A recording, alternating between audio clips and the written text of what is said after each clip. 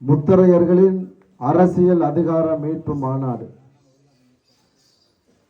உங்க பாசையில சொல்லணும்னா நம்ம சாதி சங்க மாநாடு. பேரரசருடைய படம் எங்க இருக்கு. நம்ம சமூகத்தினுடைய வரலாற்று சாட்சி பேரரசர் பெரும்படுகு முத்தரையர். அவருடைய எத்தனாவது பிறந்த நாளை கொண்டாடி முடிச்சிருக்கோம்? 1000. நம்ம முப்பாட்டனுக்கு வயசு 1350. தமிழகத்துல வேற எந்த சாதிக்குமே இல்லாத ஒரு நீண்ட நெடிய வரலாறு நம்முடைய நம்ம பேரரசர் பெரும்படுகு முத்தரையருடைய வயசு 1350. வரலாறை ஒரே வழியில சொல்லிடலாம். பேரரசர் பெரும்படுகு முத்தரையருடைய 1350வது பிறந்த நாளை கொண்டாடி முடிச்சிருக்கிறோம் அப்படின்னு சொல்லிட்டோம்னா இவங்களுடைய வரலாறு 1000 கால வரலாறுன்னு எல்லாம் புரிஞ்சுப்பாங்க. மக்கள் தொகை அடிப்படையில் பார்த்தோம்னு சொன்னா எவ்வளவு பேர் இருக்கும் அப்படின்னா 1.25 கோடி அப்படின்னு சொல்றோம். 1,25,00,000 பேர் தமிழகத்தில் வாழ்றோம் முத்தரையர் சமூகம் அப்படின்னு சொல்றோம்.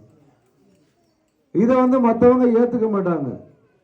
அப்போ நாங்களும் தமிழகத்தில் தவிர்க்க முடியாத சக்தி அப்படிங்கிறத நிரூபிக்கணும்னா அதற்கான ஏற்பாடு தான் மாநாடு.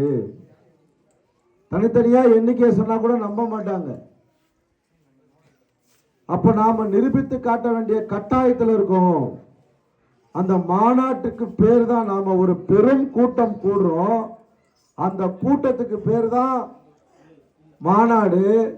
அந்த மாநாட்டுக்கு நாம ஒரு பேர் வச்சிருக்கோம் பாருங்க, முத்தரையர்களின் அரசியல் அதிகார மீட்பு மாநாடு. அதிகாரத்தை மீட்கிறோம். அப்பனா நகையை அடகு கடையில் வச்சுட்டோம், அதை மீட்கிறோன்னு சொல்லுவோம். உங்க பாஷையில சொல்லணும்னா நகையை மீட்டாச்சு அப்படின்னு சொல்றோம். அது மாதிரி நம்முடைய அரசியல் அதிகாரம் யாருக்கிட்ட இருக்கு, எப்படி மீட்கிறோம்னா அரசியல் அதிகாரத்தை யாரு பிடுங்கல. நம்முடைய அரசியல் அதிகாரத்தை, என்ன அரசியல் அதிகாரம்? நாம பெரும்பான்மையா இருக்க பகுதியில் நாம தான் பஞ்சாயத்து தலைவரா வரணும். நாம பெரும்பான்மையா இருக்க பகுதியில் நாம தான் ஒன்றிய கவுன்சிலரா வரணும், மாவட்ட கவுன்சிலரா வரணும். நாம பெரும்பான்மையா இருக்க சட்டமன்ற தொகுதியில் நாம தான் சட்டமன்ற உறுப்பினரா வரணும். நாம பெரும்பான்மையா இருக்க பகுதியில் நாம தான் பாராளுமன்ற உறுப்பினரா வரணும். இதுதான் அரசியல் அதிகாரம். இந்த அதிகாரத்தை நாம யார்கிட்ட கொடுத்து வச்சிருக்கோம்னா, நாம 500 குடும்பம் இருக்க இடத்துல 10 குடும்பத்தை சேர்ந்த ஒரு சமுதாயத்திட்ட நீ பஞ்சாயத்து தலைவரா இருந்துக்கோ. அவர் எப்படி பேசுவாரு? அக்கா தங்கச்சின்னு ஓட்டு கேட்பாரு அல்லது பணம் கொடுப்பாரு. நாம எல்லாத்தையுமே ஒத்துக்கணும். பணம் வாங்கிட்டு ஓட்டு போட்டிருப்போம் அல்லது உறவு முறையை சொல்லி பேசுவாங்க, நாம வாக்களிச்சிருப்போம். இப்போ நாம் நம்ம கிராமத்தை சேர்ந்தவர்கள், நமது சமூகத்தை சேர்ந்தவர்கள் இருக்க வேண்டிய இடத்துல இன்னொருத்தரை நாமளே உருவாக்கி அவர் தான் பஞ்சாயத்து தலைவர் வச்சிருக்கோம். அந்த பஞ்சாயத்து தலைவர் ஒன்றிய குழு உறுப்பினர், மாவட்ட குழு உறுப்பினர், சட்டமன்ற உறுப்பினர், பாராளுமன்ற உறுப்பினர். நாம இருக்கக்கூடிய கிராமங்கள் இருக்க அடிப்படை பிரச்சனை.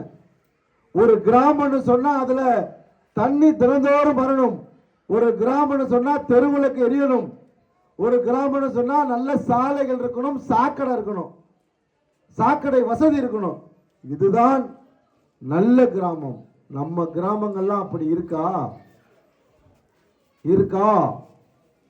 பதிலும் சொல்ல முடியாது. ஏன்னா நம்ம கொடுத்துருக்கோம்ல, அதனால பதிலும் சொல்ல மாட்டோம். நான் தமிழ்நாடு முழுக்க இன்ன வரைக்கும் 10 மாவட்டத்துக்கு போயிட்டேன். கோயம்புத்தூர், ஈரோடு, திருநெல்வேலி, தென்காசி, தூத்துக்குடி, விருதுநகர், சிவகாசி, சிவகங்கை. சிவகங்கையை முடிச்சுதான் இங்க வரேன்.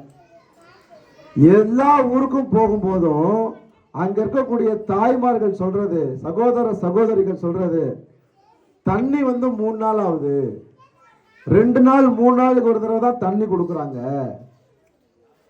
நாங்க குளிக்கிறதுக்கு தனியா தொட்டி இல்லை, தெருவிளக்கு இல்ல.